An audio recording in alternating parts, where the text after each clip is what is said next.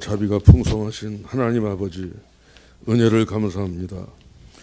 주님이 주신 특별한 날에 하나님의 백성들인 저희들을 불러주셔서 주님이 세우신 교회에서 신령과 진정으로 예배케 하시니 참으로 감사합니다. 특별히 저희들을 하나님의 자녀로 택하시고 이 땅에 사는 동안 주님께서 주시는 평안과 위로와 안위하심으로 험하고 악한 시대를 굳건한 믿음으로 넉넉히 승리할 수 있게 하여 주시고 주님께서 주신 소명으로 살아갈 수 있도록 저희들의 가정과 교회와 이 나라를 붙드시고 인도하여 주심을 또한 감사드립니다. 이 시간 저희들의 마음을 정결케 하여 주셔서 하나님을 찬양하며 기도하게 하시고 말씀을 들을 때 저희들 마음속 깊이 새겨서 생명의 말씀을 붙들고 살아갈 수 있도록 충만한 은총을 넘치게 하여 주시옵소서. 사랑의 주님, 지금 세계 경제는 경기 침체를 막기 위해 막대한 재정을 쏟아부은 후유증과 우크라이나와 이스라엘의 전쟁으로 폭등하는 물가를 잡기 위해서 금리를 대폭 올린 후유증으로 서민들의 삶이 점점 어려워져 갑니다. 이 나라와 이 민족을 위하여 하나님의 도우심을 간절히 간구합니다. 이 어려움 속에서도 세계 경제의 틈바구니에서 우리나라가 살아나갈 수 있는 틈새 시장을 찾아 난국을 헤쳐나갈 수 있는 지혜를 위정자들에게 내려 주시옵소서. 우리 국민들도 어려울 때일수록 가정과 직장 그리고 국가는 하나의 공동체임을 인식하게 하시고 정치인들이 하나된 공동체의 리더로서의 역할을 다할 수 있도록 지혜를 주시고 기업인들이 적극적인 투자를 할 수 있도록 분배의 정의 또한 슬기롭게 이루어나갈 수 있게 하여 주시옵소서. 6월 호국 보훈의 달에 순국 선열들의 고귀한 뜻을 받들어 국민 모두가 한마음 한뜻 되어 이 난국을 헤쳐나갈 용기와 지혜를 허락하여 주시옵소서. 북한의 김정은 정권이 탄도미사일과 정찰 인공위성을 발사하고 이제는 오물풍선까지 무차별적으로 보내고 있습니다. 우리 모두 경계심을 갖고 대응할 수 있는 지혜가 필요하오니 주님 인도하시옵소서. 민족의 복음화와 북녘 땅에 복음의 문이 열리도록 은혜 내려 주시옵소서. 하나님 아버지, 우리 화도 드림교회가 갖고 있는 세대 통합 예배의 비전과 함께 다음 세대의 교육을 이루어 나갈 수 있도록 지혜 주시기를 간절히 기도합니다. 영유아부를 담당하시는 김영실 선교사님과 아동부의 남나진 집사님을 세워주신 은혜에 감사드립니다. 그분들에게 특별히 힘을 주시길 원하오며 또한 우리 모두 새로운 힘을 얻어 주님이 원하시는 교육에 참 의미를 되새기게 하시고 자라나는 아이들이 가장 좋은 방법으로 하나님 나라의 진정한 일꾼들이 될 수 있도록 인도하여 주시옵소서. 하나님 아버지, 우리는 모두 연약하고 마땅히 빌 바가 뭔지 모르오니 우리를 위하여 꼭 있어야 할 바를 친히 간구하여 주시옵소서. 그러므로 말미암아 하나님께만 영광 돌리는 삶, 바르게 사는 삶이 우리 안에 풍성히 거하도록 허락하여 주시옵소서. 오늘 단위에 서시는 목사님께서 하나님 말씀을 전하시는데 부족함이 없도록 은혜를 더하여 주시고 물질적으로나 체력적으로 부족함이 없게 채워주시옵소서. 저희 교회가 혼탁한 이 세상에 빛과 소금의 역할을 잘 감당하도록 역사하여 주시고 우리 교회의 비전에 동참하며 주님의 뜻을 펼칠 수 있는 많은 분들이 저희들과 함께 할 수 있는 강한 역사가 이루어질 수 있도록 허락하여 주시옵소서. 교회에 속한 우리 모두는 서로 겸손하고 정직하며 공손하여 주님을 향한 순수한 마음으로 주님의 교회를 함께 일구어갈 수 있도록 인도하여 주시옵소서. 주님께 간구할 것이 많사오나 다 이루어진 것으로 믿사오며 예배의 시종을 주님께 의탁하오며 우리 주 예수 그리스도 이름으로 기도드리옵나이다. 아멘.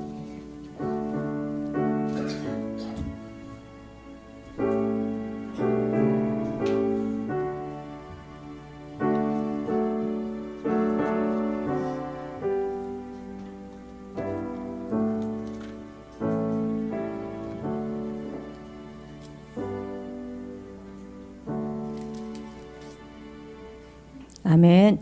오늘 말씀은 사도행전 15장입니다.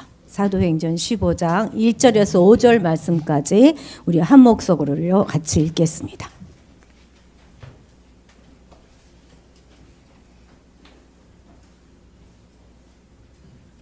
한 목소리로 읽습니다.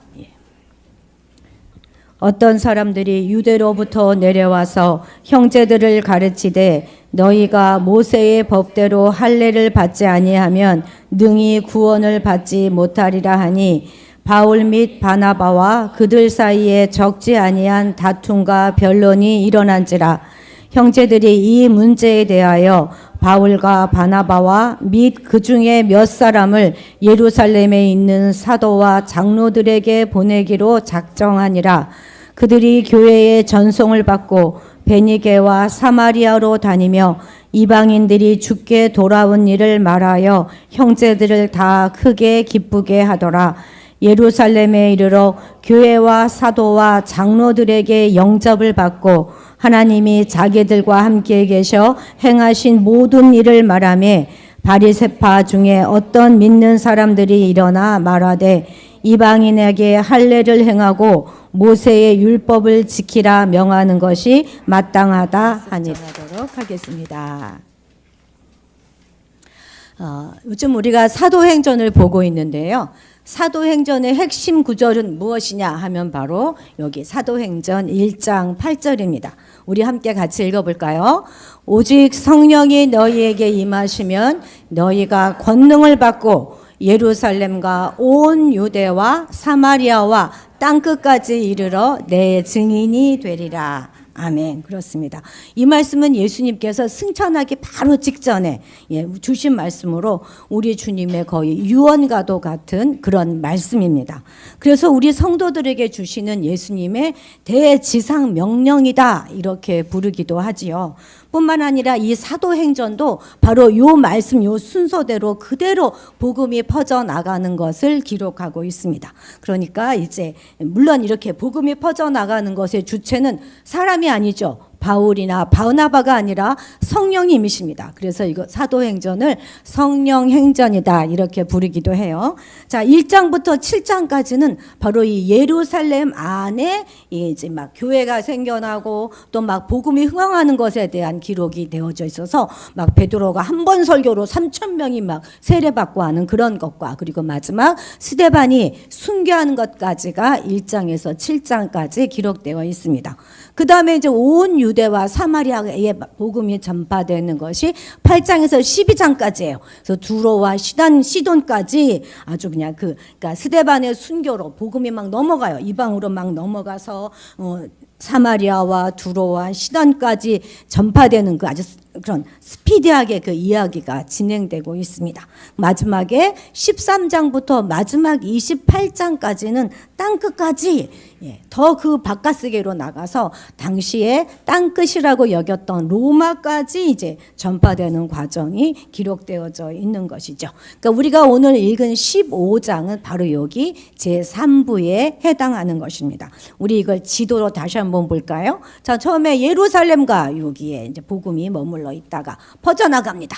그래서 온 유대와 사마리아까지 그리고 이제 사방으로 이렇게 퍼져나가서 땅끝까지 이뤄가는 모든 과정이 사도행전에 기록되어져 있는 것입니다.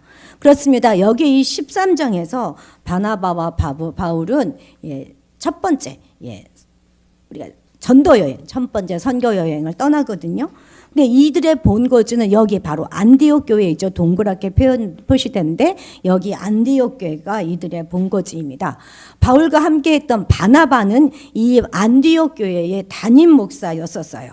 이 바울과 바나바가 모두 다 이 안디옥 교회에 굉장히 중요한 인물이었음에도 불구하고, 그죠? 그럼에도 불구하고 이 둘을 선교사로 그렇게 오랜 시간 파송할 만큼 이 안디옥 교회는 선교에 열심을 가진 그런 교회였고, 또 이 바울의 전도 여행에 모든 필요한 것들을 후원해준 교회가 바로 이 안디옥 교회입니다. 그만큼 아주 탄탄했던 그런 교회이지요. 자, 그리고 이제 12장에서 시작된 첫 번째 그의 전도 여행이 14장에서 끝이 나요. 그리고 이제 16장부터 2차 전도 여행에 들어가는데요. 그 사이에 끼어 있는 장이 15장인데 이 15장은 아주 중요한 그런 장입니다. 자, 이 15장이 바로 오늘 우리가 본문인데 이 15장은 사도행전의 가장 가운데에 있는 그런 장이죠. 그죠? 28장까지 있으니까 가운데 있을 뿐만 아니라 복음이 유대인에서 이방인으로 그리고 구약에서 신약으로 넘어가는 중요한 변곡점을 차지하고 있는 것이 바로 이 15장인 것입니다. 그리고 그 중요한 그 사건이 바로 예루살렘 공의회인 것입니다. 그러니까 역사상 최초로 예루살렘에서 종교회의가 이루어진 것이에요. 그것에 대한 계기를 배경을 만들어줬던 그것이 바로 이 지금 우리가 읽은 그 본문인 것입니다. 그리고 5절 그 이후에는 예루살렘 공의회와 그것에서 어떤 중요한 결정이 이루어졌는가 하는 것들을 서술하고 있습니다. 자, 모든 초대교회의 모교회라고 할 수 있는 예루살렘 교회는 지금 기근과 핍박으로 상당히 어려움을 당하고 있는데요. 지금 이 안디옥 교회는 민족을 넘어서 인종을 넘어서 지역을 넘어서 많은 사람들이 하나님께 돌아오는 그런 부흥을 경험하고 있습니다. 얼마나 신이 났을까요? 그죠? 교회가 새로운 사람으로 막 넘쳐나는 것만큼 신나고 좋은 일이 뭐가 있겠습니까? 그런데 이렇게 부흥을 하잖아요. 그러면 꼭 좋은 일만 있는 것은 아닙니다. 사람들이 많아지다 보면 반드시 그 안에는 문제가 생기기 마련이죠. 교회가 커지지 않으면요, 갈등도 없어요. 뭐 문제가 생기겠습니까? 몇 사람 되지도 않는데 네 뜻이 내 뜻이고 내 뜻이 네 뜻이고 다 그렇죠, 그죠? 그런데 점점 인원이 많다 보니까 막 별별 사람이 다 들어오게 되고 서로 다른 생각들이 또 서로 다른 말들을 자꾸 만들어내면서 사람들의 마음이 갈라지고 위기에 처하게 되는 것입니다. 지금 안디옥 교회가 바로 그러한 상황이 된 것이지요. 자, 우리 1절 같이 다 같이 읽어보겠습니다. 시작. 어떤 사람들이 유대로부터 내려와서 형제들을 가르치되 너희가 모세의 법대로 할례를 받지 아니하면 능히 구원을 받지 못하리라 하니. 아멘. 여기 유대로부터 내려온 어떤 사람들은 당시 예루살렘 교회 있죠. 예루살렘 교회의 담임 목사였던 예수님의 친동생 야고보가 담임 목사로 있었는데 그 담임 목사님이 보내서 왔다 이렇게 자처하였습니다. 그런데 24절을 보면은요, 그렇지 않아요. 정작 야고보는 이들을 내가 보낸 적이 없다 이렇게 증거하고 있습니다. 이들은 지금 거짓말을 하고 있는 것이죠. 갈라디아서 2장 4절에 보면 바울은 이들이 가만히 들어온 거짓 형제들이다 이렇게 표현하고 있습니다. 그런데 이들은 도대체 무엇 때문에 예루살렘에서 이 안디옥까지 왔을까요? 이들은 물론 유대인이에요. 유대인으로서 예수님을 믿는 그리스도인으로 개종한 사람들입니다. 그런데 아직도 구약적인 개념, 그러니까 우리 이스라엘만이 하나님의 선민이다, 우리 이스라엘만이 하나님의 백성이다 하는 그 의식에서 벗어나지 못하고 있었던 것입니다. 그러니까 이방인들이 막 구원을 받고 안디옥 교회가 막 부흥하고 막 시끌벅적하게 막 부흥하고 그러니까 시기가 이들이 난 거예요. 그래서 굳이 찾아와서 구원은 그렇게 받는 게 아니다. 반드시 할례를 받지 않으면 구원받는 건 다 무효다. 이렇게 외친 것입니다. 아니, 외치기만 한 게 아니라요, 와서 가르치기도 했다지 않습니까? 지금 엄연히 안디옥 교회에도 그들의 리더십이 있었어요. 그럼에도 불구하고 살그머니 들어와서 이렇게 가르치고 있으니 이것이 얼마나 무례한 짓이겠습니까? 이들은 아무리 예수님의 지상 명령이 있었다고 하지만 예수님이 죽으시고 부활하신 후에 모든 시선이 이방인으로 옮겨가지는 것에 대한 불만이 있었던 것입니다. 안디옥 교회는 안디옥 교회에 막 복음이 전파되어져 가는 것을 보면서 저들은 유대인이 아닌데 하는 마음에 걸림이 생긴 거예요. 이들은 그래도 디아스포라 유대인까지는 뭐 어찌어찌 봐줄만 했을 것입니다. 그들은 어떠한 이유가 있어서 세계 도처에 흩어져 살아가고는 있었지만 그래도 유대 혈통을 지닌 자들이었단 말이죠. 그런데 헬라파 이방인들, 아예 이방인으로서 그리스도를 믿는 그들은 완전 이방인인 거예요. 이방인. 그래서 이들에게 요구한 것이 바로 할례인 것입니다. 할례를 받는다 하는 것은 무슨 말이냐면 유대인이 된다 하는 말이 되는 것입니다. 할례를 받았느냐 받지 않았느냐가 유대인이냐 이방인이냐를 딱 구분하는 중요한 차이점을 보여주는 것이기 때문에 너희가 할례를 받아 그럼 우리가 유대인으로 쳐줄게 이러면서 심히 교만한 태도를 지금 보이고 있는 것이죠. 이런 가르침은요 바울과 바나바의 가르침과 정면으로 대치되는 거예요.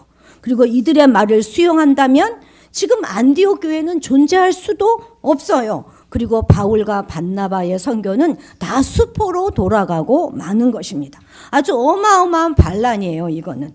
네, 바울과 바나바는 지금 복음에 헌신하고 복음에 목숨을 걸었고 이들은 유대인이라고 하는 할례에 목숨을 걸었기 때문에 이들은 부딪힐 수밖에 없는 것입니다. 그래서 이들은 서로 갈등하게 되었어요. 자, 우리 2절 상반절만 같이 한번 읽어볼까요? 짙은 부분만 읽으면 됩니다. 시작. 바울 및 바나바와 그들 사이에 적지 아니한 다툼과 변론이 일어난지라. 아멘. 이 말은 무슨 말이냐면요.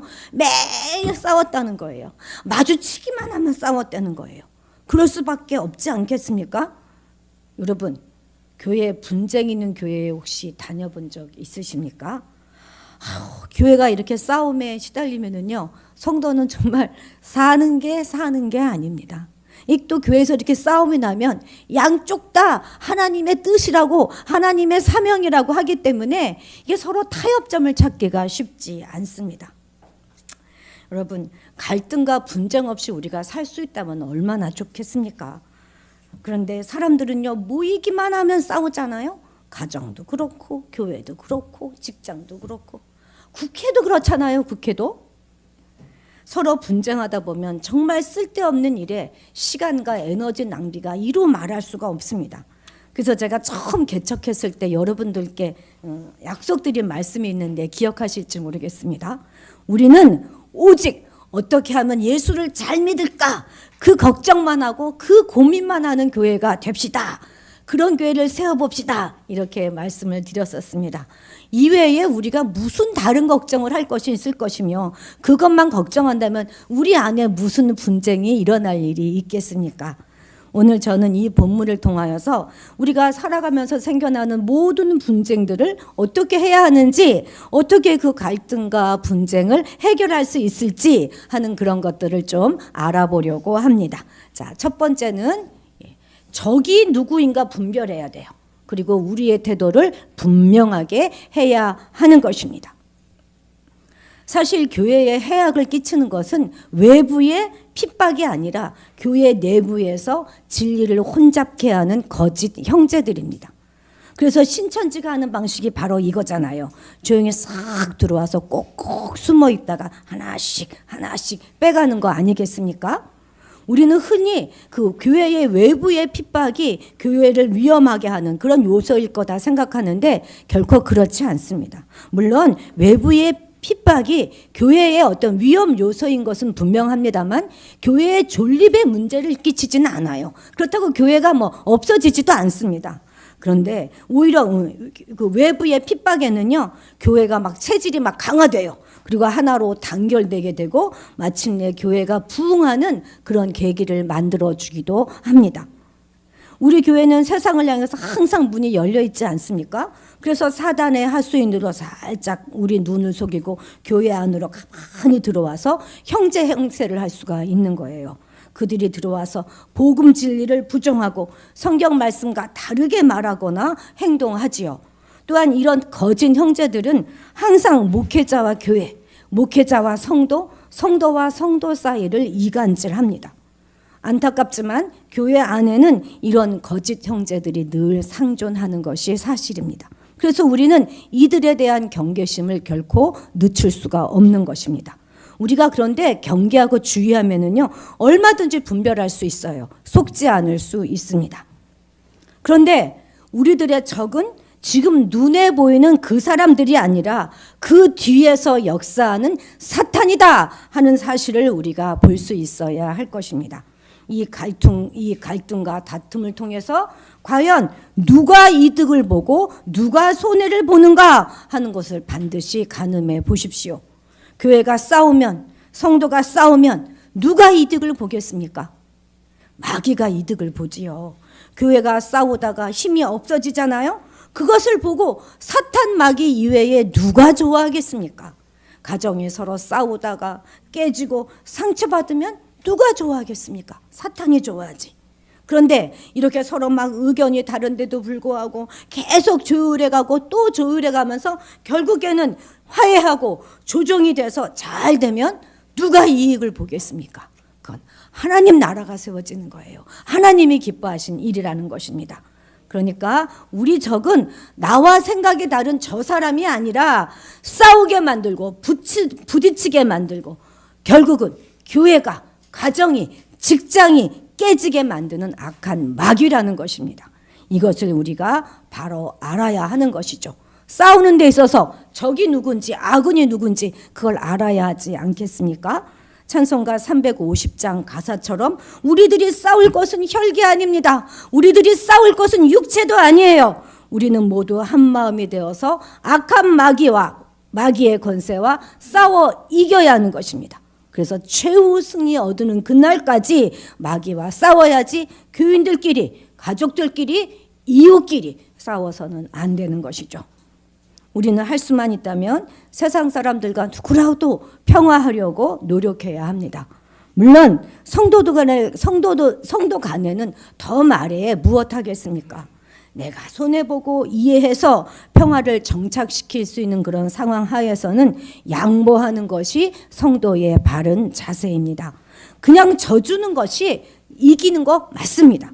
그러나 여기서 우리가 반드시 하나 또 기억해야 될 것이 있는데 무조건 용납하고 용인하는 것만이 사랑이 아니라는 사실입니다. 복음의 진리를 수호하는 것과 관련될 때는 사뭇 그 얘기가 달라지는 거예요. 이때는 양보할 수가 없습니다. 타협도 있어서는 안 되죠. 다툼이라고 해도 피해서는 안 되는 것입니다. 여러분, 바나바가 어떤 사람이에요? 위로의 사람입니다. 위로의 사람. 그리고 평소에 사랑에 대해서 그렇게 많은 말을 하고 남을 이해하고 양보하기를 잘했던 바울조차도 할례를 주장하는 유대주의자들하고는 그냥 많이 다투고 변론하였다는 것 우리는 반드시 기억해야 할 것입니다.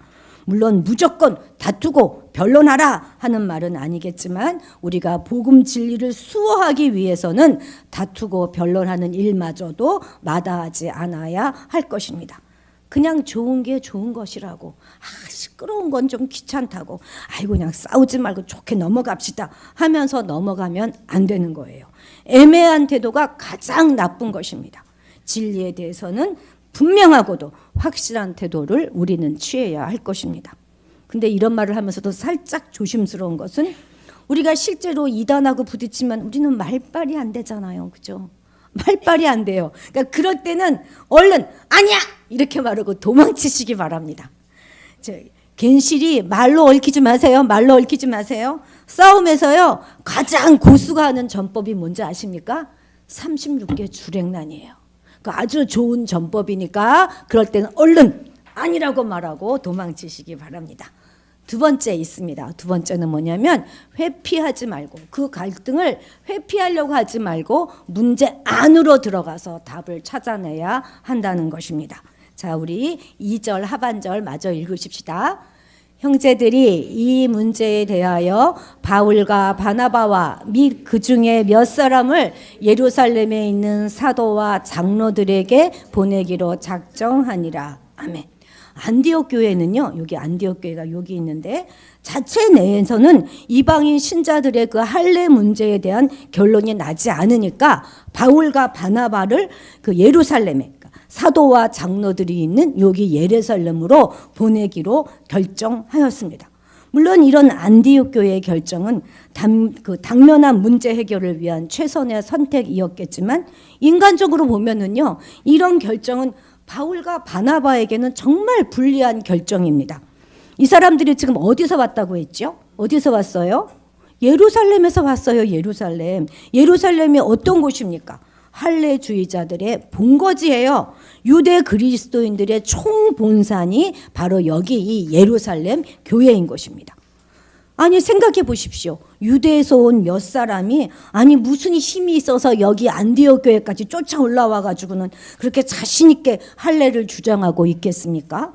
바로 예루살렘이 뒤에 있기 때문이에요. 예루살렘은 그들의 든든한 백그라운드였던 것입니다. 예루살렘 교회에 있는 베드로도 그렇고 야고보도 그렇고 거기에는 모든 사도들은 다 유대 그리스도인들이에요. 그런데 바울과 바나바는요? 다 이방인이에요. 헬라파 그리스도인들입니다. 팔이 어디로 굽겠습니까? 안으로 굽죠. 안으로. 예. 정황상 바울과 바나바가 분리할 수밖에 없어요. 바울과 바나바의 입장에서 보면 아주 이거는 복장이 터지는 일입니다. 억울해 죽을 일이에요. 가나마나 결론은 뻔하다 이렇게 생각할 수도 있는 것입니다. 이건 정말 해결책이 아니라 이를 더 꼬이게 만드는 것입니다. 이렇게 말할 수도 있습니다. 그럼에도 불구하고 이들은 예루살렘으로 가기를 전혀 꺼려하지 않았습니다.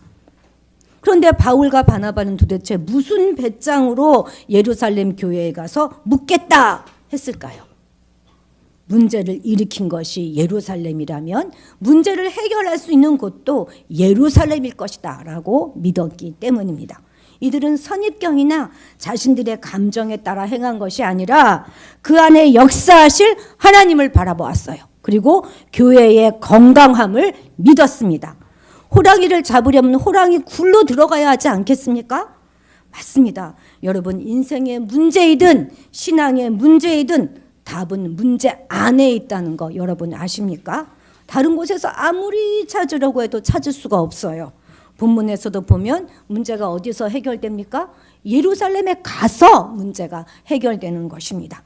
그래서 역사상 처음으로 예루살렘 공의회가 열리게 된 것이죠. 즉 교회가 처음으로 종교의 문제를 가지고 종교회의를 연 것입니다. 이방인들이 구원을 받기 위해선 반드시 할례를 받아야 하는가 아니면 예수 그리스도를 믿는 믿음만 있으면 구원을 받을 수 있는가 그것을 의논하는 회의가 열린 것입니다. 그래서 그 회의에서는 어떤 결정을 내리게 되었을까요?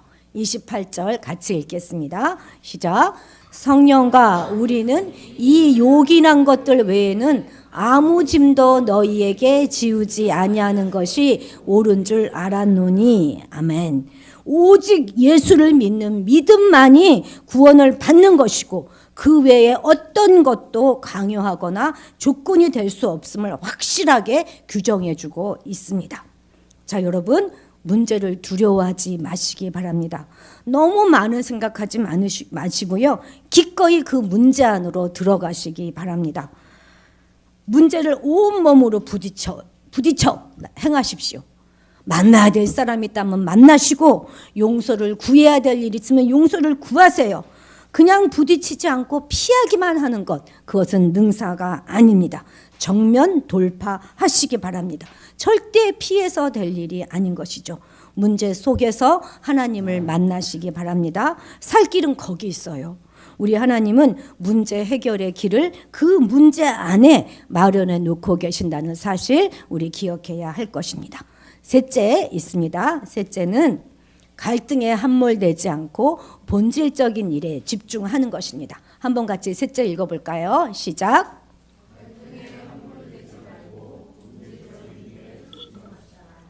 3절도 읽어봅시다. 시작. 베니게와 사마리아로 다니며 이방인들이 주께 돌아온 일을 말하여 형제들을 다 크게 기쁘게 하더라. 아멘.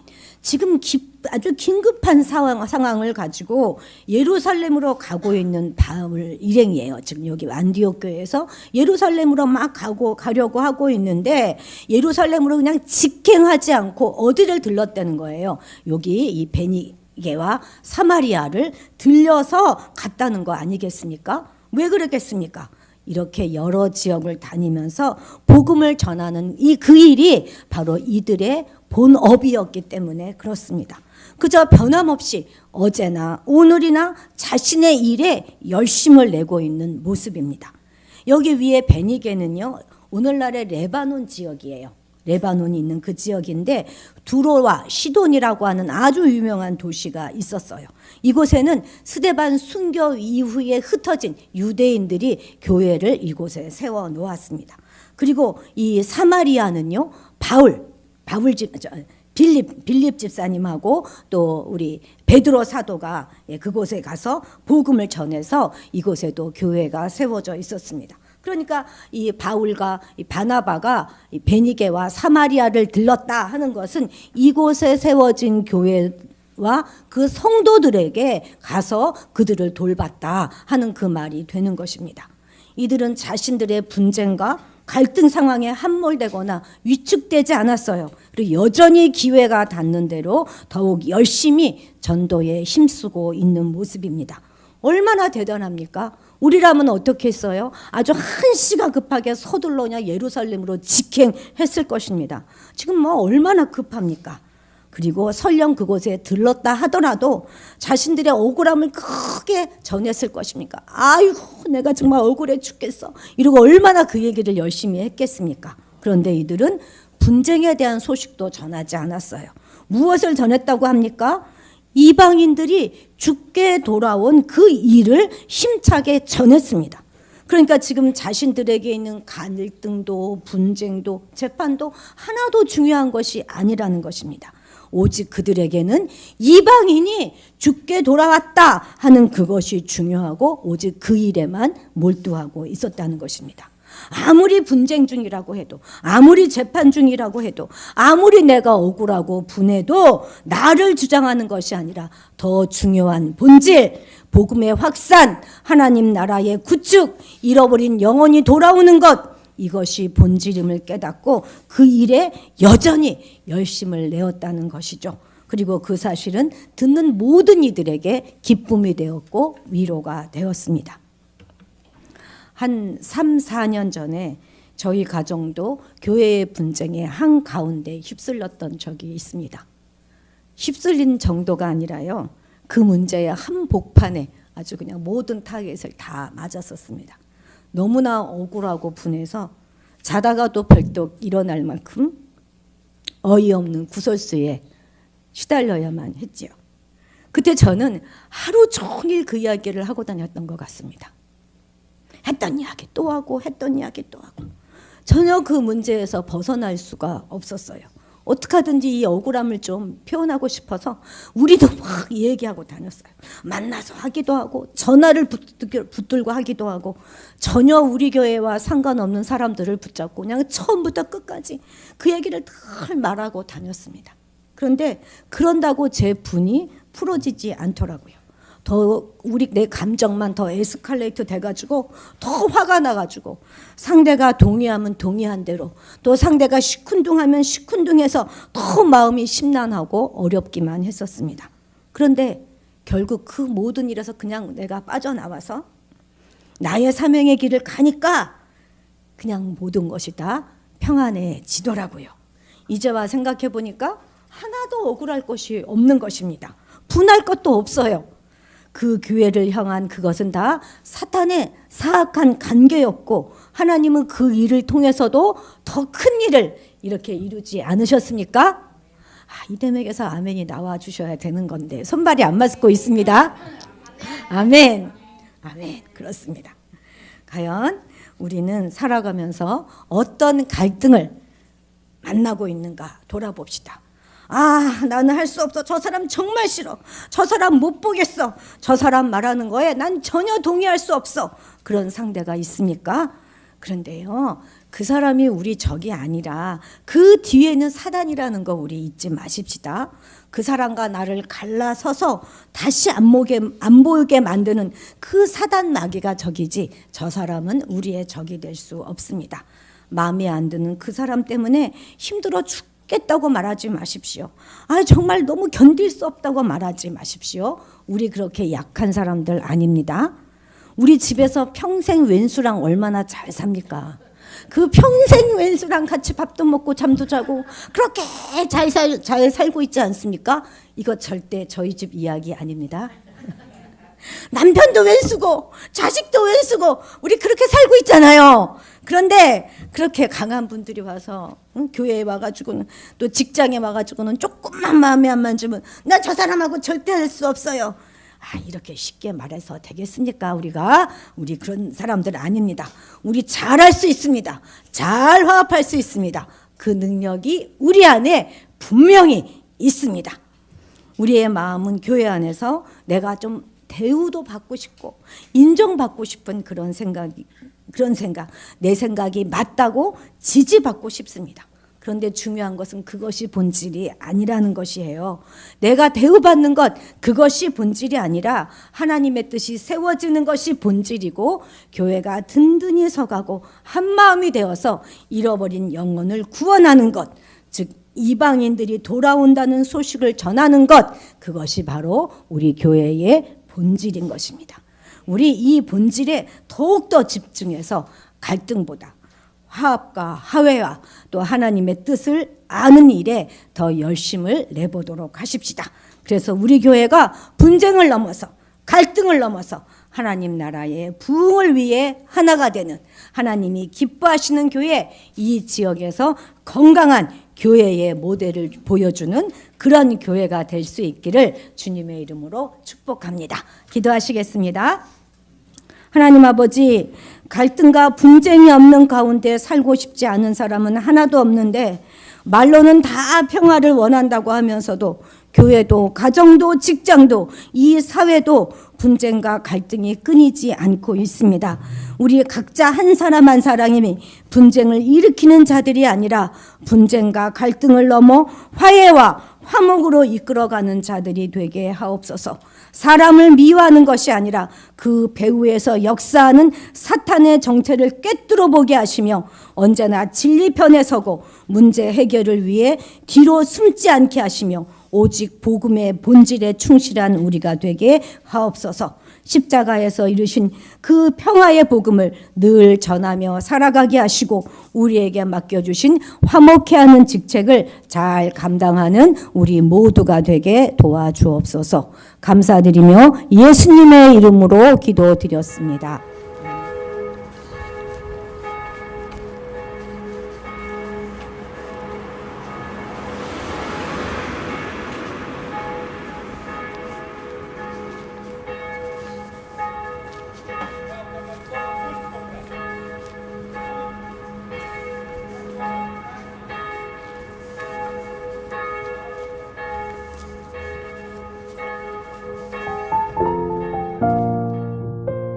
성서대학교에는 총 5개의 건물이 있는데 여러분이 앞으로 사용하실 공간을 중심으로 안내해 드리겠습니다. 먼저 정문으로 들어오시면 오른쪽으로 보이는 푸른색 건물이 갈멜관입니다.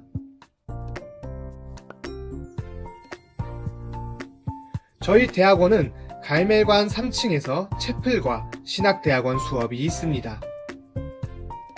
갈멜관 좌측에 있는 건물은 모리아관입니다. 이 건물 1층에 대학원 원우회실이 있습니다. 원우회실에 대한 자세한 안내는 다음 영상에서 소개하겠습니다. 모리아관을 지나서 학교 가장 안쪽에 있는 건물은 1립관입니다. 1립관에는 사회복지, 보육, 간호학과 교실이 있으며 4층과 7층에 교수 연구실이 위치하고 있습니다. 다음은 미랄관입니다. 미랄관 지하 1층에는 로고스 홀이 있습니다. 미랄관 1층에는 카페와 북카페가 있으며 3층과 4층은 도서관입니다. 마지막으로 복음관입니다. 복음관 1층에는 대학교 교학처와 일립신앙교육부가 있습니다. 채플은 월요일과 목요일 오후 6시에 있으며 총 참석 일수의 75% 이상 참석하셔야 합니다. FT는 매년 1학기에 신앙과 공동체 함양을 위해 2박 3일간 진행됩니다. 미랄신앙 훈련은 졸업하기 전에 꼭 한번 참석해야 하며 방학 때 포천 미랄훈련센터에서 2박 3일간 있습니다. 복음관에서는 주로 상담과 신학과 수업이 진행되며 5층에는 교수 연구실이 있습니다.